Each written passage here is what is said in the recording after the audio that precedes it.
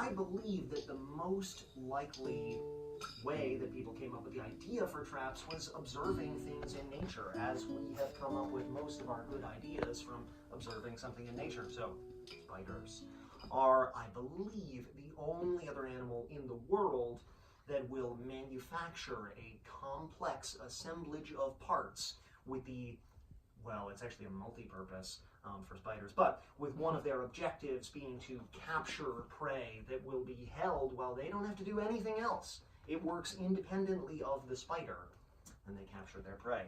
So I believe that humans at some point witnessed this behavior going on and then said, hey, I think we can do that. We can use what these spiders are doing and take some of their, their medicine and use that for our advantage. So for this weekend, the spider will be sort of our totem animal that we will be learning from.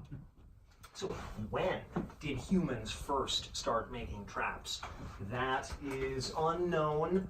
Archaeologists believe that it is most likely that hominids before modern Homo sapiens, I lost my words, they believe that the first traps would have been constructed sometime around, about 150,000 years ago, maybe. That's the first evidence that we have.